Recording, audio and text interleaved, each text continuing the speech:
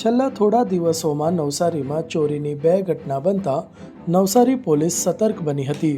દરમિયાન બાળપણમાં જુગારના રવાડે ચડીને અને યુવાનીમાં પ્રેમમાં નાસીપાસ થતા ચોરીમાં રીઢા બનેલા ચોર જીમી શર્માને નવસારી એલસીબી પોલીસે બાતમીને આધારે નેશનલ હાઈવે નંબર 48 પર નવસારીના ગ્રીડ ઓવરબ્રિજ પાસેથી દબોચી લીધો હતો. સાથે જ પોલીસે જીમી પાસેથી બાઇક તેમજ દાગીના મળી કુલ 7.34 લાખ રૂપિયાનો મુદ્દામાલ કબજે કરી તપાસને વેગ આપ્યો છે. થોડાક સમય અગાઉ નવસારી જિલ્લાની અંદર નવસારી રૂરલ પોલીસ સ્ટેશનની અંદર એક ઘરફોડની ઘટના બની હતી, જેની અંદર અરજદાર જ્યોત્સનાબેન અમૃતભાઈ આહિરની આખી જિંદગીની લાઈફ સેવિંગ્સ એક માણસે એમનું ઘરફોડ ચોરી કરીને ચોરાઈ ગયેલું એવી ફરિયાદ પોલીસે આપેલી હતી. ફર્ધર ઇન્વેસ્ટિગેશન કરતાં પોલીસને પોતાના લીડ્સના અનુસંધાને એમાં આરોપી જીમી ઉર્ફે દીપક બિપિનભાઈ બાબુલાલ શર્મા ના હાથ હોવાની જાણકારી મળી.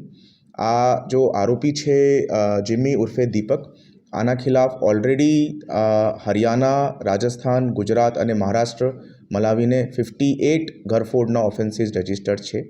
અને પોલીસે બાતમીના અનુસંધાને આ જીમીને સુરતથી નવસારી આવતા વખતે રસ્તામાંથી નાકાબંધી કરીને અરેસ્ટ કરવામાં આવ્યું છે. એકલે હાથે જ ચોરી કરવામાં માહિર જીમી શર્મા એક સ્ક્રૂડ્રાઈવરની મદદથી ચપટી વગાડતા દરવાજાનો આગળો તોડીને ઘરમાં પ્રવેશ કરીને 20થી 25 મિનિટમાં જ ચોરી કરીને ફરાર થઈ જતો હતો. નશો કરીને ચોરી કરવા ટેવાયેલો જીમી ચોરીના રૂપિયાથી મુંબઈ, ગોવા જેવા શહેરોમાં જઈ અય્યાશી કરતો અને રૂપિયા પૂરા થતાં ફરી ચોરી કરવા નીકળી પડતો હતો. અગાઉ પણ નવસારી એલસીબી પોલીસના હાથે પકડાયેલો જીમી શર્મા ફરી પોલીસ પકડમાં આવતા નવસારી, ભરૂચ અને તાપી જિલ્લાની મળી કુલ 6 ચોરીનો ભેદ ઉકેલાયો છે. જ્યારે છેલ્લા 15 વર્ષોમાં જીમીએ મહારાષ્ટ્ર, હરિયાણા, રાજસ્થાન અને ગુજરાત મળીને કુલ 58 ચોરીઓને અંજામ આપ્યો છે. ત્યારે પોલીસે આરોપીના રિમાન્ડ મેળવવાની તજવીજ હાથ ધરી છે.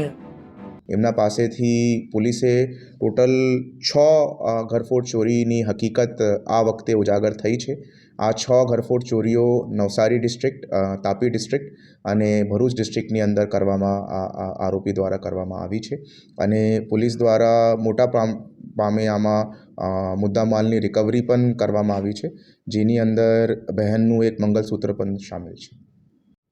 આરોપીની એમો સિંગલ આરોપી પોતાના રીતે જ કામ કરવાની હતી અને જે કોઈ ઘર એને બંધ હાલતની અંદર મળી જાય તે ઘરની અંદર મોટાભાગે દિવસની ઘરફોડ કરીને માલ સામાન ચોરી કરીને લૂંટ કરવાની એમો હતી.